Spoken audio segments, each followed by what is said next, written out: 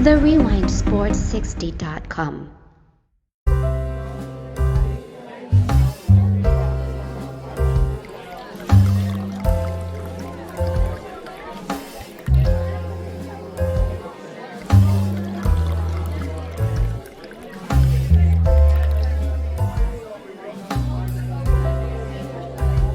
The RewindSports60.com.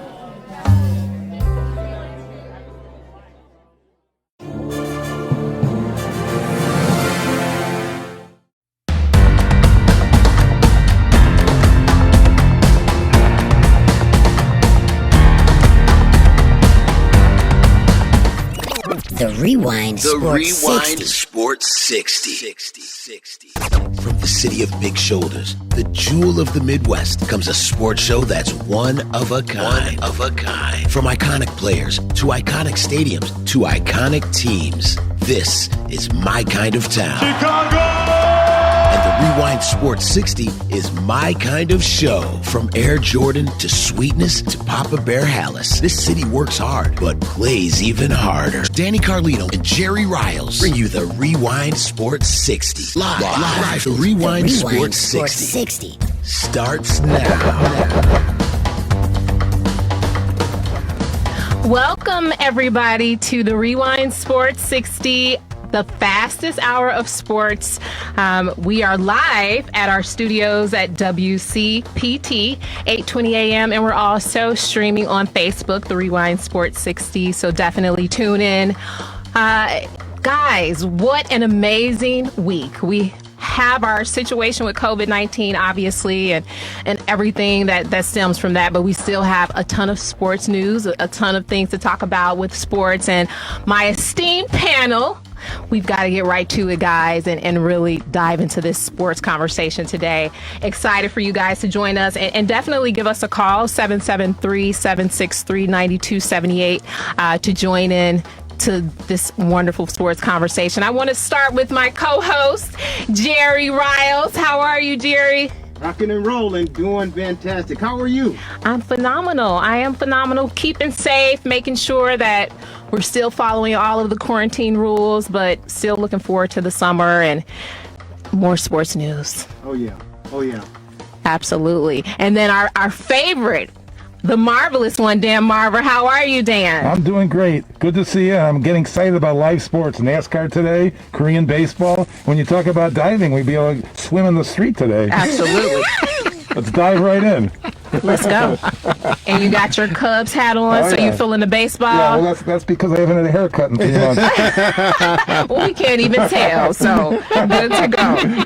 And speaking of the baseball, too, I know that's a big issue in terms of how they're going to do the revenue sharing and split the money up. What were your thoughts on possibly a start for baseball, but again, the players and their reactions? Well, the 80-game season with divisional play within the Central, East, and West seems like the right way to go, but they're still hassling about money. Boo-hoo. You know, they're so underpaid, they have to hassle about money. So that part I don't like. Jerry, what do you think? Wow. That's a loaded question.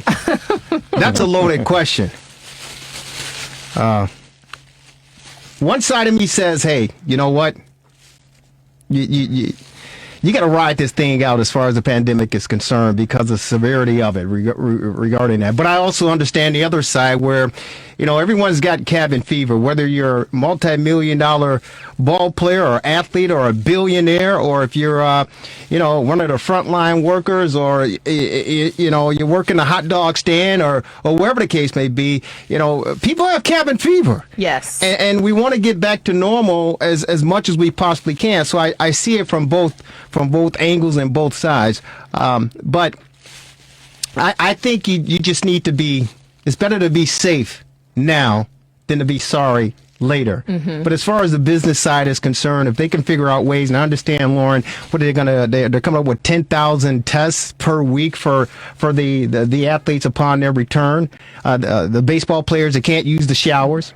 No high five, no spitting, no tobacco, none of this physical contact. I understand that they get to eat, I guess, in the restaurant facilities there for whatever. So I know that they're taking precautions as much as they possibly can, as best as they possibly can. But I also see from the layman's perspective, you're certainly going to see some protesters out there going, "Hey, wait a minute. Yeah, we need some entertainment. But wait a minute, I don't have my unemployment. I'm not getting tested. There are people still out here, dying from this. And these guys, these $multi-million ball players out there on the field, and these billionaires are trying to, recoup or not lose money from what's going on. Yeah. Meanwhile, mainstream America is still suffering. Yeah, so it's a very, very fine line and a very, very tough situation. Yeah, Jerry, here's what I'm imagining. How about what's going to happen with the rooftops at Wrigley Field? Oh, my gosh. They'll be jammed. Well, you know what? Here's the deal, and kudos to the Cubs organization. Did you guys see that the new organist for Wrigley Field, he was out actually playing organ music. Okay. This past week, and fans, it was, what day was it? Like 70 degrees or whatever. It was like beautiful out. Was it Thursday or something of that nature? Mm-hmm. Friday, John Benedict, and thanks to Devin Tingle. Let's get him on and talk. Devin, let's try to get him on real quick. But call him right now if you can. But he played music outside of Wrigley Field. It was beautiful outside, and fans, they hovered around. Aww. And it was a really, really cool scene. But of course, that's so cool. It was really, really cool, Lauren. But here's what's even cooler, in my opinion. And the wheels are always turning, right? I go, wait a minute. If I'm the White Sox, what do? I got to one-up them. So you know what I came up with, Lauren? What? Brooks Boyer, if you're over there listening, the marketing director for the Chicago White Sox, Jerry Riles and company. He's listening. You guys listening? You want to one-up the Cubs with this organ music being played? This is what you do. It's from me to you. Lauren, what they need to do, either Thursday night or Friday night, from 8 to 8:15 or 8 to 8:20, shoot off the scoreboard. Fireworks. Oh, fireworks. Yes. Either every Thursday night or every Friday night from 8 p.m. to 8:15 to 8:20, shoot off the fireworks. People driving down on the Dan Ryan Expressway, they get to see it. Yeah. People in the Bridgeport area get to come out and check it out. People can get in the parking lot there. And keep the 6 feet distance rule, okay? Social distancing. Get in the parking lot there, and you can watch the fireworks go off. That'll be great. At Comiskey Park or U.S. Cellular or whatever the hell it's called now. Guaranteed ready field. For 15, 20 minutes and give the Chicago, the frontline workers, some relief. I know, and that will be the only fireworks we see this year, too. I would love that. What do you think, Lauren? I would love it. I mean, I agree in terms of you've got to do something to keep us connected, and I think that those ways like that you mentioned are just phenomenal ways because we are just itching for any little bit of connection that we can get to each other and to our sports. So anything like that is, it doesn't have to be much to just really connect people and just get us back in the frame of mind of, this is only temporary. Right. We got this and, we got this and we got your back. Yeah. We got each other. Absolutely. When it all started, they said we're all in this together. Now you can tell the true test of people's patience, right? Because when we first started, it was like, hey, we're all in this together. Come on, we're on the same end of the road pulling, right? Now people are like, especially counties downstate and the neighboring counties around Cook County, they're like, well, we did have your back and we were all in this together, but, we got to make some decisions that directly affect us. Absolutely. And this isn't, and you can't fault the neighboring townships and the neighboring counties and counties downstate, but you also have to recognize, again, just like sports and just like baseball, in my opinion, you have to recognize what our leaders, the positions that they're in, because they've never been in this position before. Well, Jerry, state borders don't mean anything. The bars are open in Wisconsin. Yeah, it's ridiculous. It's ridiculous because 10 minutes away is Illinois. Yeah, people, because what happens is, say if I go, I get cabin fever. Yeah. Wisconsin's open. I go across the border. Go infect them. I'll go have a cocktail. I go have a brat. I do whatever I want. I eat some cheese curds, whatever. And then I come back home, and God forbid that I contract it and I take it here, it's ridiculous. So I commend our governor, Pritzker, and I commend the great mayor of Chicago, Lori Lightfoot, a friend of the program. Mm-hmm. They're in a very, very tough situation because you're trying to protect the lives of the citizens of the state of Illinois and the city of Chicago. But some of the citizens are like, well, screw you. I don't need you to protect me. But the small businesses are dying, unfortunately. Restaurants and, it's going to be real bad. Some of them are never going to come back. Yeah, that's unfortunate. We got a call already. Devin Tingle, let's go to our phone lines. It's Danielle. Want to talk about the Last Dance. Real quick before we move on, we got to let you know, Lauren, the marvelous one, Dan Marver, we do have John Mullin is going to be joining us shortly to talk about the passing of Michael McCaskey with the Chicago Bears. But first, we go to our TRS60. We go to the hotline. Well, not the hotline, but we go out to our phone lines. And Danielle, you're on the Rewind Sports 60, talking to Last Dance. What's up? Hello. Hey. I like to have a question for you guys. Do you think the Warriors would be better in a series like The Last Dance or the Bulls? Golden State Warriors? Your question again is, do we think that the Warriors would be better against the Bulls in The Last Dance? Help me out here. Is that like the Last Dance, as in the TV show, as in the series, because they won so many championships, and the Warriors also won a lot of championships. Well, even Boston Celtics, you can make an argument. They won more. So your question is, would that have been a tougher series for the Bulls?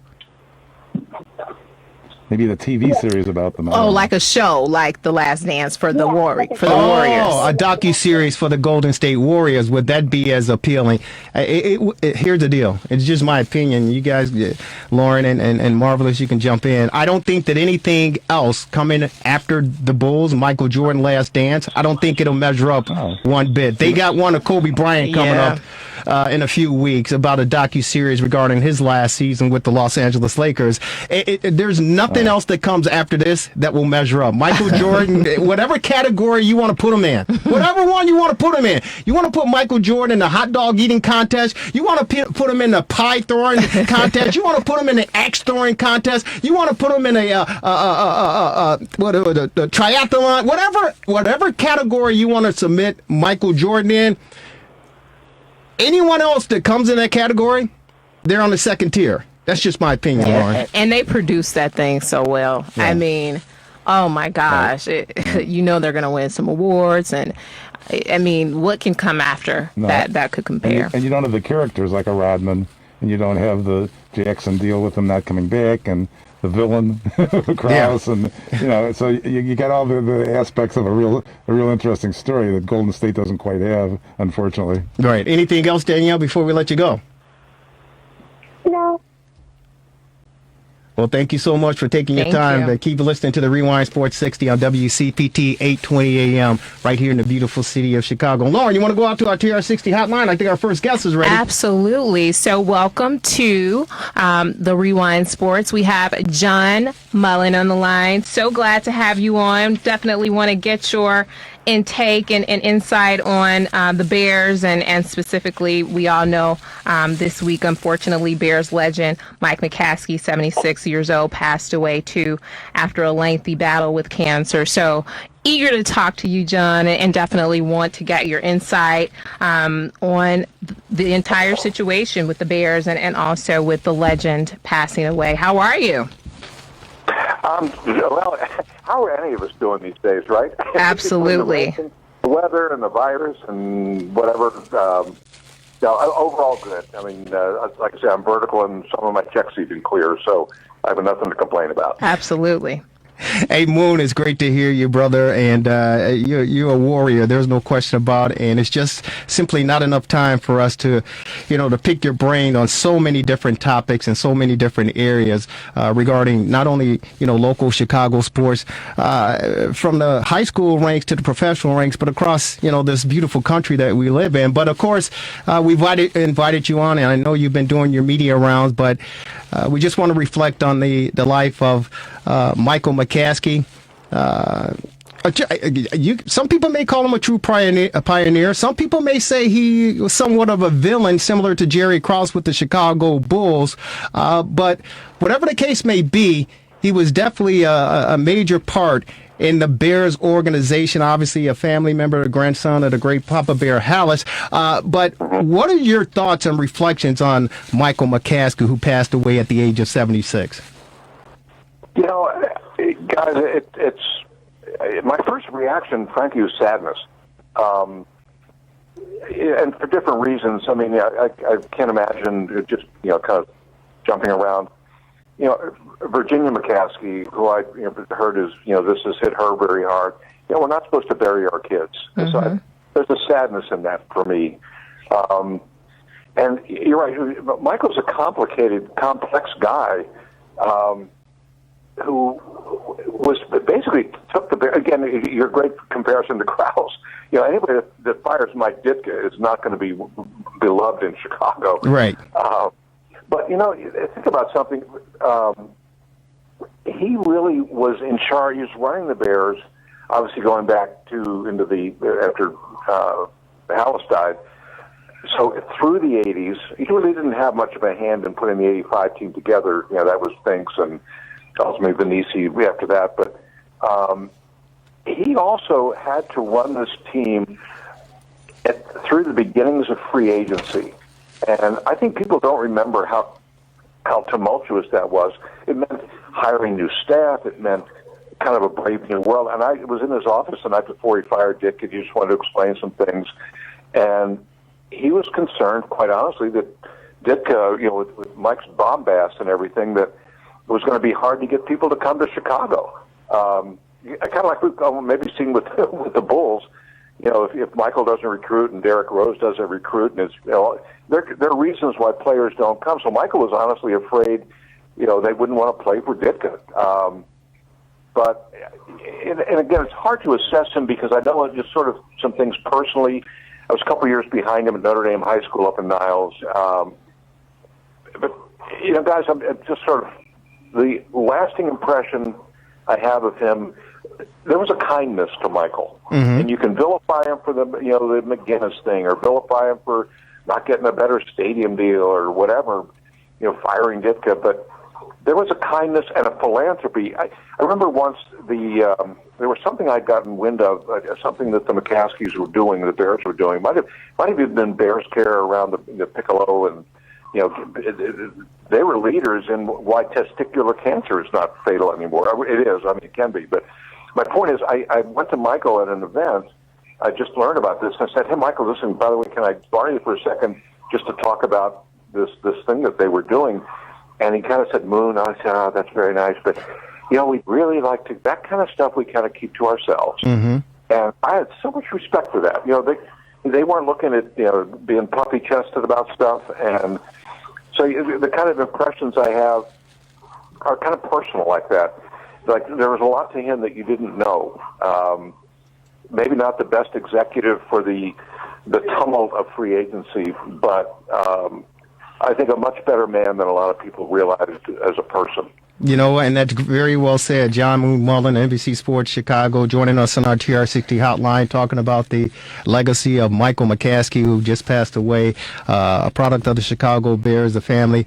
And the reason I kind of lumped them in or made a comparison regarding Jerry Riles, Moon, is the fact that, Krause wanted to end that dynasty's team, and we know the famous, word and phrase that, players don't win championships, organizations do. I think it was similar because from the outside looking in, from a fan's perspective, watching all this, unfold. Yeah, Ditka was Ditka, and he was needed in this town at the time, that he came in. But I think from a public's perspective, and some of the people in the media felt that Michael McCaskey wanted more of the spotlight on him and the organization and the franchise, and remove it from Mike Ditka because of his bombastic personality. I think, again, that's from a layperson's perspective, in my opinion, back during that time, that it seemed like he wanted to be, the reason why the Bears were succeeding, and not because of this loudmouth head coach in Mike Ditka. Yeah, I think that there's something to that. Although I don't think Michael wanted it on himself quite the way I think maybe Krause did, wanting to rebuild this in I won't say his image, because you do not want to build a basketball team in Jerry Krause's image. But I digress. But no, what Michael did want to do, and I thought, quite honestly, that was the early years I was getting on the beat. He did want to move it away from kind of, I'll call it a cult of personality, which the Ditka Bears really had become. What he wanted to do was move it away from just Ditka-centric. So he brings in Dave Wanstead. Now, we can make all the jokes they want, but remember back then, Riles, Wanstead was the guy. I mean, he outbid the Giants to get him. Dave was the hot candidate that offseason of '92, and Michael went and got him. And for a while, the first couple of years, they won a road playoff game in the second year. That arrow was pointing up through the first 3 years. So I don't think Michael had. We've all got egos, but I don't think it was about wanting the spotlight to be on him so much as not all on Ditka. And you bring up a great point. Organizations win championships. Well, obviously the players do, but the Bears, as much as the Bulls, Jim Fink's drafts of McMahon and Wilbur Marshall and the guys that he drafted that's the organization becoming a winner. And that's kind of what Michael wanted. Again, I don't know that he wanted it all about him. And again, I'm not sure about Krause as much either, but he wanted to bring the Bears kind of into the new era of free agency. And now they didn't spend money the way they probably should have to scouting staff and all that kind of stuff you can pick at him for that sort of thing. But I don't know that it was really him wanting to be front and center and getting all the credit. There's so many stories about Michael. They wonder about his antagonism toward Ditka, maybe going back into the Rensselaer days when Michael was a ball boy, and supposedly Ditka dangled him upside down over the toilet by his feet. I don't know if that's true, but maybe they sort of beat him up or abused him as a ball boy, and so he always wanted to get back. I don't know. But like I say, sort of my reflections or points are kind of personal. Just the nights I'd be working late up at the old house hall. I don't know if you remember the exit door, the front door went right past the media room. So I'd be working at 8 o'clock trying to get sporting news done or whatever. Michael would be leaving, and you just kind of sit, come in, grab a Coke, sit down and talk. And, so you kind of get to know the guy a little bit away from some of the business decisions. And like I said, I'm going to go back to, there was a kindness to Michael that I don't think ever got seen. And he certainly got vilified by the columnists, Bernie Lincecum, and people beat him up. But I think there was a much better person in there than I think a lot of people gave him credit for. You know what, Moon, is real quick before Marvelous and Lauren jump in. You said you were having a Coke with Michael McCaskey in the media room, after practice and when things died down. While you were doing that, I was having a beer with Craig Ironhead Hayward on the side door after practice was done. So we kind of like got things kind of related. Mine was a little bit heavier beverage, though. Yeah. So you remember the building, Riles, right? You remember the old 250 Washington? And yeah. That whole place was, frankly, I loved it. I was one of the only people that lamented when they showed us designs of the new House Hall. Yeah. I think, this stinks. And the reason was because the media were at one end and the players were at the other. After 5 or whatever X number of years, the players all had to file out, remember, through that front door, and they'd come into the media room because that's where the cooler with all the orange juice and the Coke. Everybody, they'd come in and grab something and sit down and. I think the Bears always would wonder, how'd you ever get that story? Well, yeah, because Jeremy Lincoln came in and wanted some orange juice and sat down and yeah. It was crazy. It's bringing back memories. You remember when Harbaugh threw called the audible and threw the interception against the Vikings, and Ditka went crazy or whatever. And so media day, was it Monday or whatever? And he comes out and he said, "Hey, Jim Harbaugh wasn't even fazed by the call. I mean, the city was in an uproar, and he wasn't even fazed by it. And so yours truly, working for the Score back during the day, I come up with my little mic, and I go, so Jimmy, all right? Because he went to the school up north, and I went to the Great Ohio State University. So, I had to one-up him, right? So I go over and I said, Jimmy, so, you want to tell us a little bit? Because he wasn't really talking much about it. He goes, no, I'm good. And I kept pressing him. Come on, man. I mean, get why? I kept pressing him. And he looked at me sternly and he said, I said I'm not talking about it. I'm like, okay, dude, take it easy now. Take it easy now. But that place, the old place was very intimate, and it has a lot of stories. And you're right. I mean, players walking by, you can just snag one, and, the rest is history as far as stories are concerned. Yeah, that's and just say it was the kind of place where you would have some casual contact with somebody like Michael. So you actually got to know people. Now, sorry, we're starting to sound like old guys. Well, we are old guys. Take it easy. But it used to be. But it was kind of good. And by the way, I'm just going to throw something else, because I think you mentioned it while I was in the email you sent me. Bob Frisk passing away as well, from the Daily Herald. It was very instrumental in me getting at the Daily Herald, which began my whole Bears career.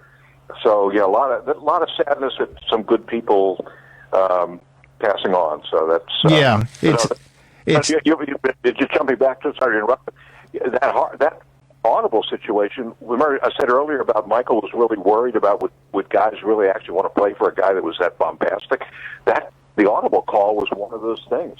He brought up, like, oh my God, he embarrassed the organization on national TV, and so. Yeah, as I was going to say, Michael was dealing with the tectonic plates were shifting in the NFL.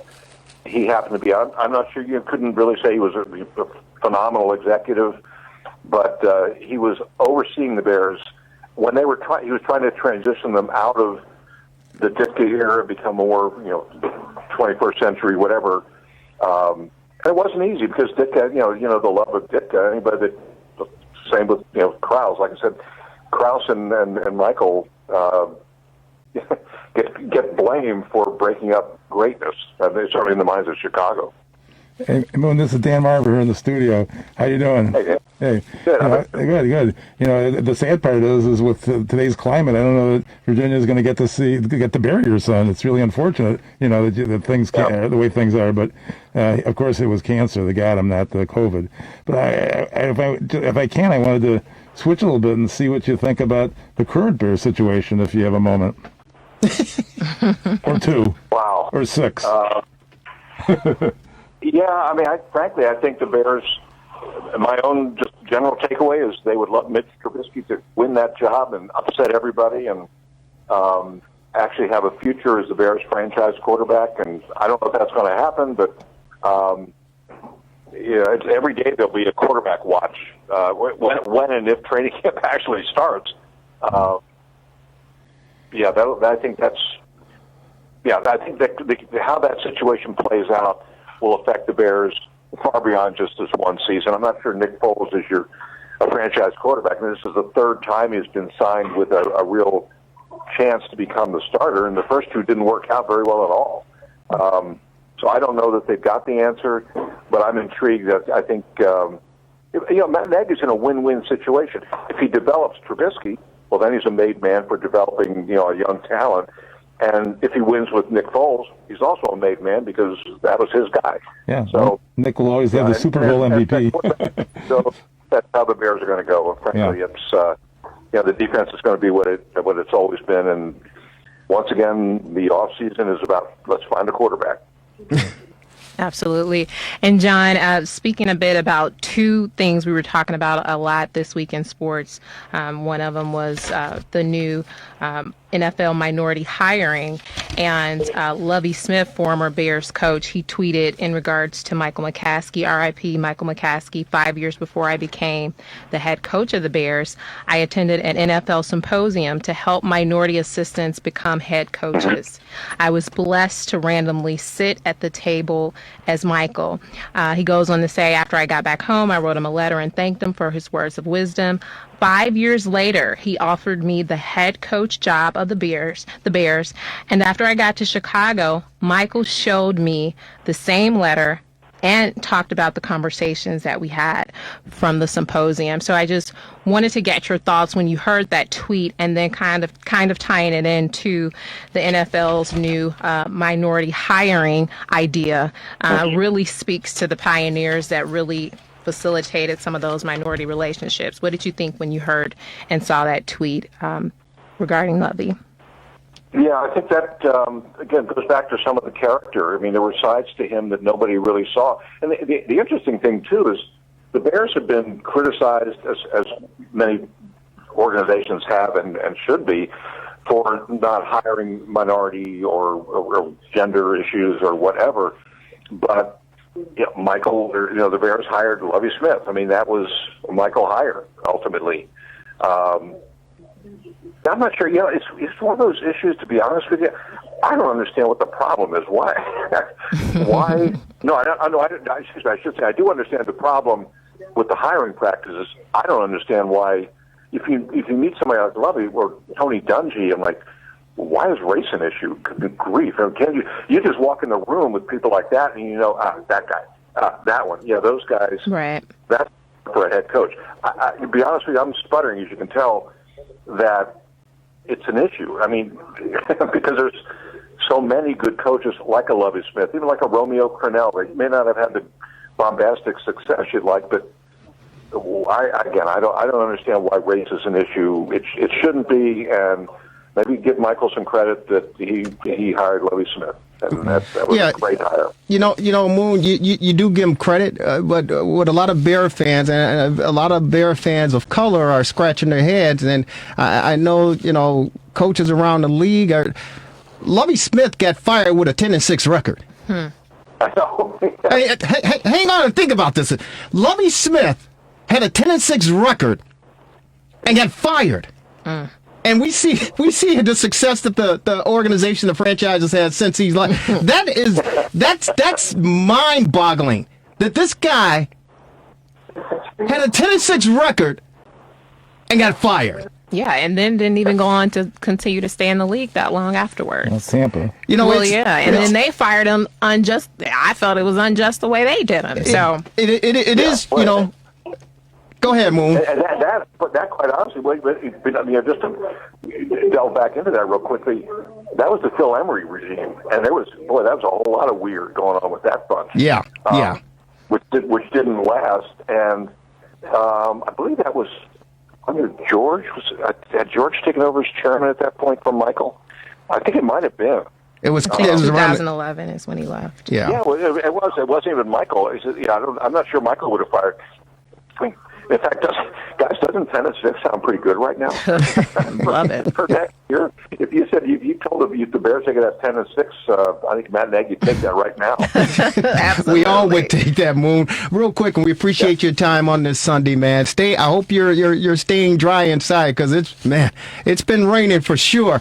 Back to the Daily Herald days and Bob Frisk. I mean, he was a great man. There's no question about it. And for anybody who never got an opportunity to work with him, work for him, just be in his presence or even just, rub shoulders with him or shake hands with him, you miss quite an individual, not just a superior leader as far as journalism is concerned, and the work that he put into the Daily Herald for the amount of years. He's just a great human being, and he's definitely going to be missed. Can you share some stories of your experience working with the great Bob Frisk as Daily Herald?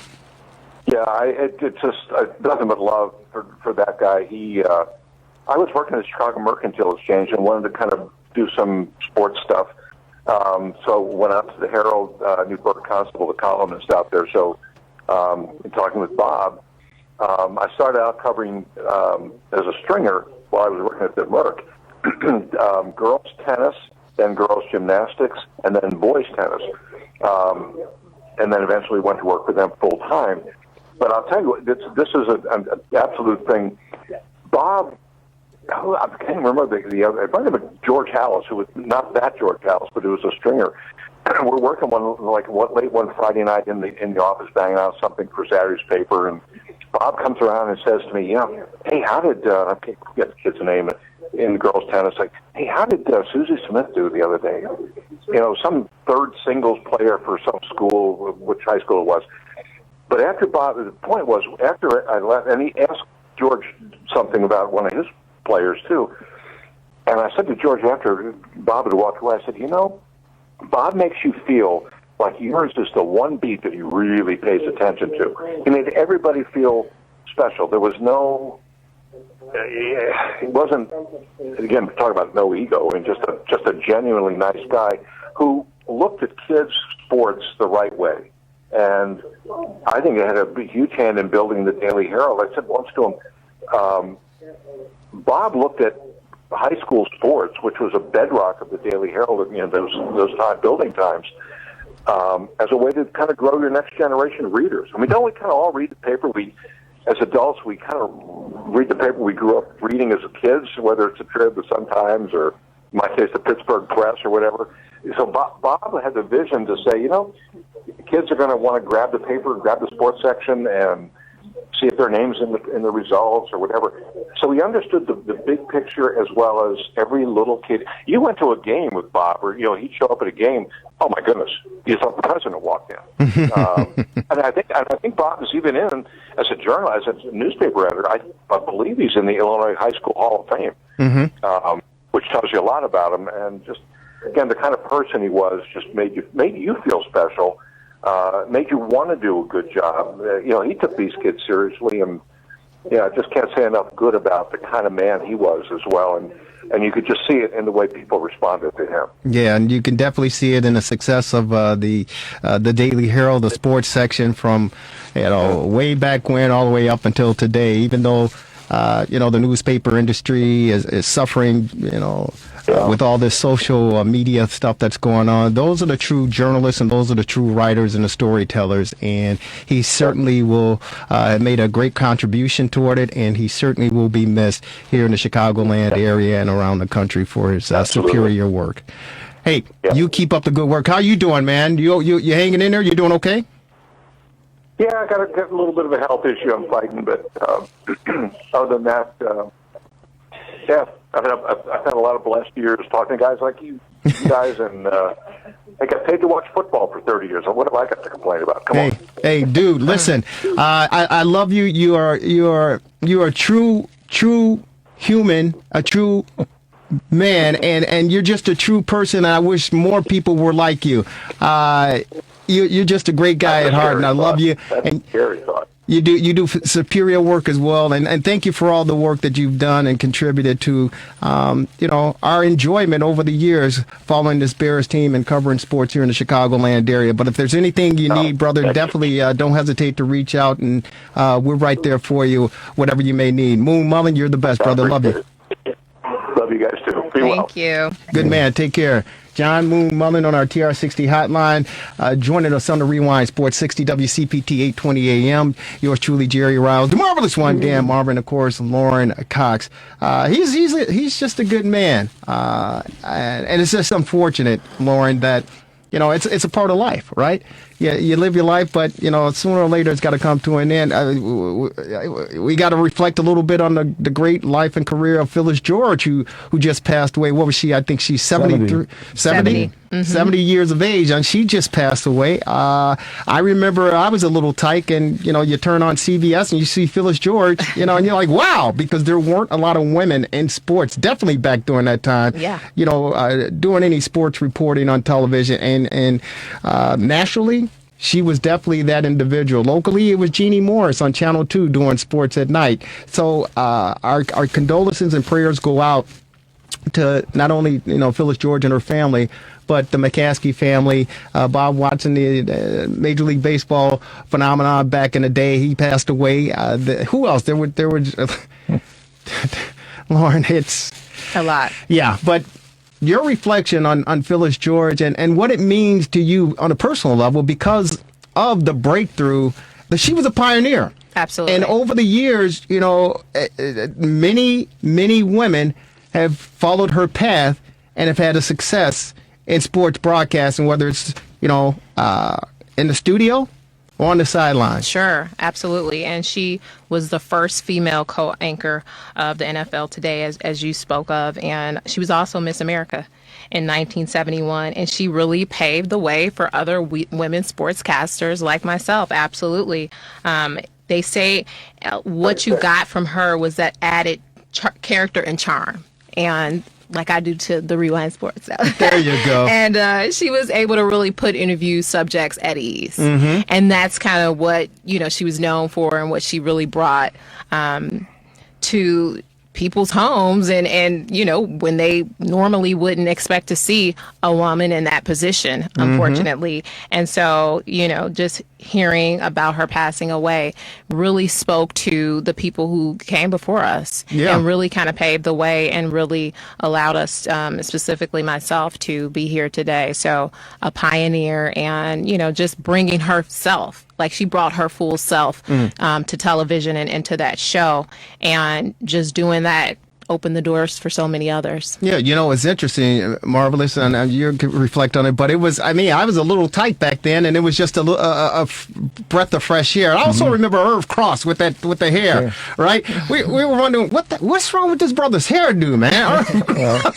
brought his whole self to the television. We didn't understand that. We're like, what's up with this cat? But your reflections on Phyllis George. I think Brent Musburger, who was, of course, the host at that time, of the NFL Today, said it best. Phyllis didn't receive nearly enough credit for opening the sports broadcasting door for the dozens of talented women who took her lead and soared. Folks, men and women, were comfortable with Phyllis talking about their favorite sport. In New York, Philadelphia, and Washington, they love Phyllis despite her Dallas Cowboy bias. Irv Cross and I will miss you dearly. Yeah. From Brent, who was with her the whole time that she was in that role. Yeah, it was fantastic, again, as a sports fan, and I was a young sports fan. So all this stuff was being introduced to me back, when she made the breakthrough, but it was really refreshing to see a diverse panel of experts delivering sports, entertainment, and conversation to you. Even at Jimmy the Greek Snyder until he messed up. What did he do? What did Jimmy the Greek Snyder do? What did he do? Other than gambling? What was the famous saying? Do you remember? Yeah, well, Jimmy the Greek Snyder. He was on an interview. Yeah. He was at a restaurant having dinner, getting drunk. Racist, right? Yeah. Google it, you young fans out there. Believe it, because Jimmy the Greek Snyder. No, but that was Phyllis George was definitely. Who was the young African American woman? I can't remember. She. Okay. Do you remember? No, the quote is that the blacks were bred to be better athletes. Yeah, but then they brought on an African American. What was her name? I think she was an actress, or I cannot remember her name. Wow, if you guys remember her name, 773-763 WCPT, 773-763-9278. What was her name? She was beautiful. She was stunning, and she was dating. Of course she was. Come on now, you guys can come up with it. But our condolences certainly go out. Hey, listen. Jane Kennedy? Jane Kennedy, there you go. She was phenomenal. We couldn't, listen, we were like 12, 13 years. We couldn't, we loved it. We loved it. She could have been reading the ABCs to us. Both of them could have been reading the ABCs to us, and we were just going to watch. Forget what the Bears had to do. Forget what the Cubs did. We wanted to see Jane Kennedy and Phyllis George tell us what was going on. That's all we wanted, Lauren. Absolutely. Speaking of that, Lauren, you're definitely a staple here in the Chicago market regarding sports, and your brand continue to rise.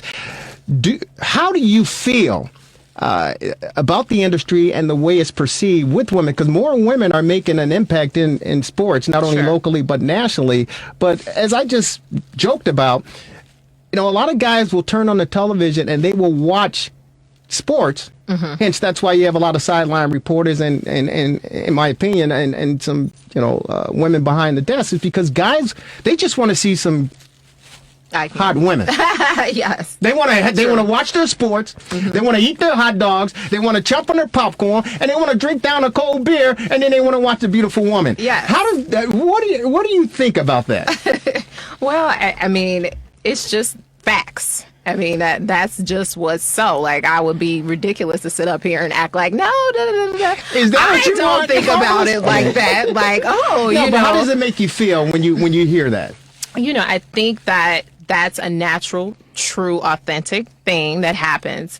But as a woman, that's not what you're portraying. You're just, as I talked about with Phyllis, you're bringing your full self to the job, to the position, to connecting with the audience, whatever it is that you have in your mind that you want to do and why you decided to be a woman, a sportscaster or in sports and either radio or on television. So I think that, it's the two sides of it. Like, that's the reality, but you can't let that affect why you're doing it, and you just do it and perform well. And the women that have these positions, we have them for a reason. We're professional and able to do the job and do it to a great level. So I think that you just continue on about your business and do what you're supposed to do the right way. And, people will respect you for the knowledge that you bring. And like they were saying about Phyllis, the ability to be able to make interviewees feel good or feel at ease. And so whatever you have to bring to the job, you bring it. Right. And, slowly, more by more, we see that women are being respected for what they have to bring to the broadcast. Now, let me ask you this question. Do you think, very well said, do you think, though, that the trend is swinging? Because guys are going to be guys. I mean, that's who we are. That's, again, guys will turn on the television. They will turn the volume down, and they will just look and... Right. This is a true story. And it's just not in sports. But I used to hang out with her. I knew her. Tamara Hall, when she was on Fox 32. There was a guy who was stalking her. Yeah, I'm sure. You remember that, in Northwest Indiana. The guy would they caught him. The guy would turn the volume down on the television, and he'd watch her every time she'd come on. Tamara Hall. And they asked him, what that, once they called him and they questioned him, they go, what the hell's wrong with you? What are you doing? They didn't quite see it that way, I don't think. He said that she was talking to me. And I was talking back to her. See, that's not funny, though. It's not funny. That's not funny. And as women, we have to worry about stuff like that. Like when I'm doing a game and I tweet, and then you have people making weird comments with your tweet. Oh, hey. It's like, okay, that person could like be outside or something. Like, this stuff is serious. And men don't understand that aspect of it, which we have to deal with you guys totally don't. Like, it is some psychos out here. And I'm sure, unfortunately, people were probably stalking her. Women get stalked all the time, just regular, every day. Well, look at Darren Andrews' situation. Yeah, Darren Andrews in the hotel. Unbelievable. Absolutely. Yeah. It's unbelievable. So how do you deal with that as a female? Well, I have my, No, but seriously, I mean, as a female, because there are a lot of aspiring young ladies, maybe in high school or in grade school, middle grade school, that are looking, to be, on the camera, on the sideline, reporting. Yet this is a part of the story or part of the business side that they're not revealed or told to them right now, because they believe, like you said, hey, I have the knowledge, I look good, I can deliver, let me go out there and report. But there's another side to reporting regarding how women are met. Yeah. How do you deal with that as a female, Comcast CNN 100 sideline reporter, when you hear the cat calls or you know that there's some people out there who are, looking at you? Sure. How do you block that out and continue to do your job on a high level? I think you have to keep what your goal and what your vision is in mind.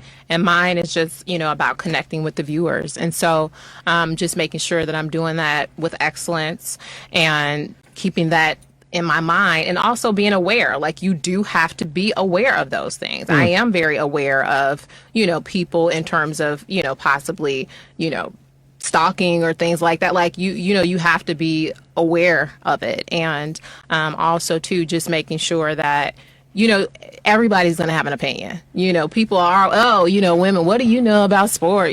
Mostly it's people sitting at home on the couch, like the players, the coaches. Like me. Sitting at home on the couch. Professional people kind of get it more, but it's like, you just have to just take it in, let it go in one ear, out the other. Well, that's good. You got to have thick skin. There you go. You gotta have thick skin. That a girl. Don't even try it if because you a don't. lot of people in the industry don't have it. And I learned, and I tell students or young folks when I talk to them, you got to have a thick skin, short memory, and a thick skin.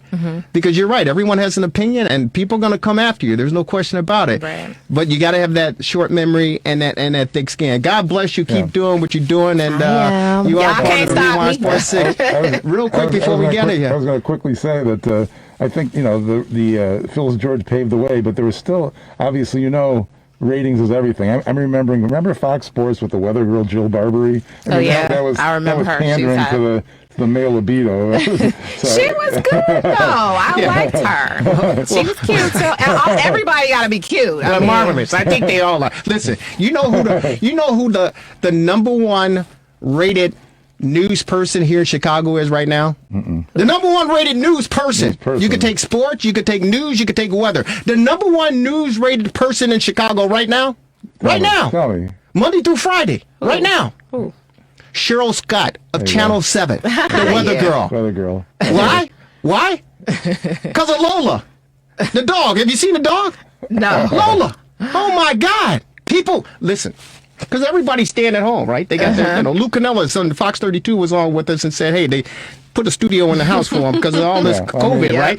So Cheryl Scott is at home. In her, I don't know if she's in her living room. I don't know where she is. It doesn't matter where she is. She's at home.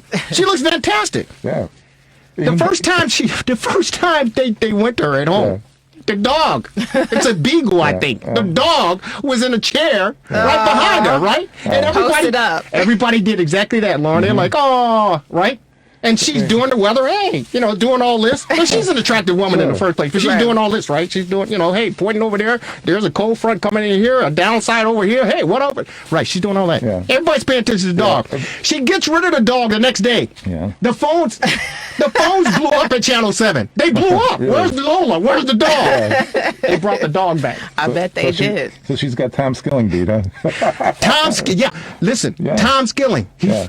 Somebody dethroned Tom Skilling. Really? Tom Skilling, WGN, the good folks at WGN Channel 9, they saw what Lola was doing and what Cheryl Scott was doing. Yeah. Tom Skilling came with his dog.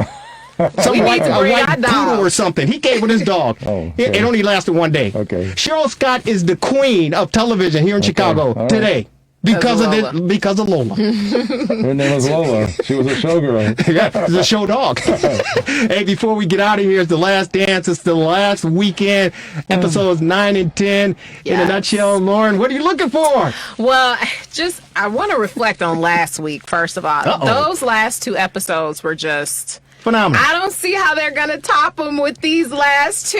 I want to hear from you guys, too, like what really stuck out to you guys from last week. For me, it was when Daddy Jordan, may he rest in peace, basically they were asking him, how do you feel about your son's accomplishments? And I'm paraphrasing, but he was saying he couldn't articulate basically what it meant to him and what the experience was like. And just as a parent, it really resonated with me because I'm like, just to experience your child, the manifestation of their greatness, on a level that's like unmatched. Right. Who you couldn't articulate it. And essentially it'd be better than if you were doing it. So it was just tearjerker episodes and just phenomenal. So I'm sad it's leaving the last two, but you can watch the replays. But for me, as I've said many times, I was sitting there when it was happening and finding it all hard to believe. Now I watched Game 6. They showed the whole Game 6 with Bob Costas and Isaiah and Collins doing the play-by-play, ironically. And I thought that the post-game was quite interesting where they asked Jackson, Krause, Jordan, Pippen about, do you want to come back next year?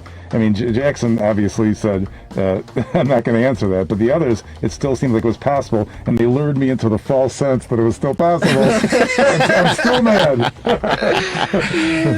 It's just very difficult. And thanks to Danielle for giving us a call regarding the Golden State Warriors and their run and the Chicago Bulls. But Lauren, there's nothing that can top this. No. There's nothing that can top it. No. And when you get Jordan almost in tears, yeah, are you kidding me? A couple of times, yes. I mean, you just don't see that side of Michael Jordan, right? Yeah. It's phenomenal. Sure.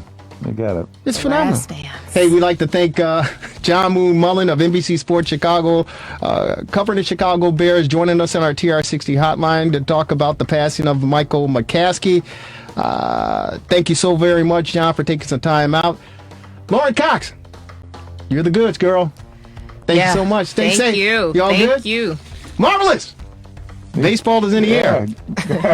I hope. Yeah. And they have the NFL schedule out. Good luck with that, too. Yeah, good luck with that. Devin Tingle, thank you so very much for a yeoman's job, yeoman's work. And I got to say, the Score Sports Radio started here in 1992 on 8:20 a.m.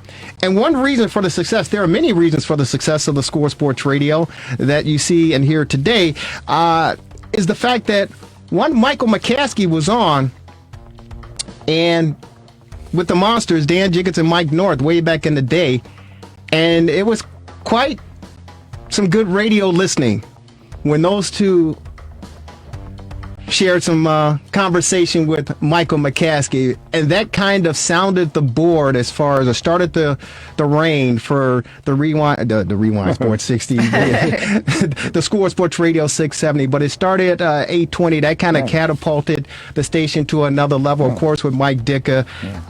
But that was one of the interviews that got Chicago captivated. And of course, you got to thank the Chicago Bulls and the dynasty because of the championships and cell phones. Devin Tingle's giving us a ring. We got to go, everybody. Take care. Have a great rest of your week.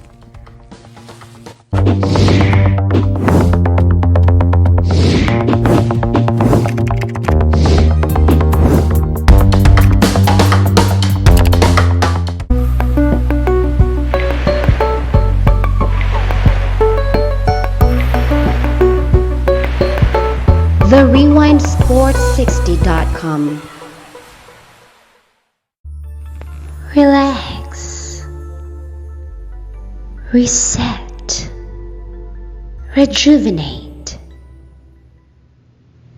Go to our link right now to restart your life. The RewindSports60.com. What are you waiting for? Hope to see you soon. The Rewind Sports 60. All right. Let's hear it from the greatest fans ever. On three.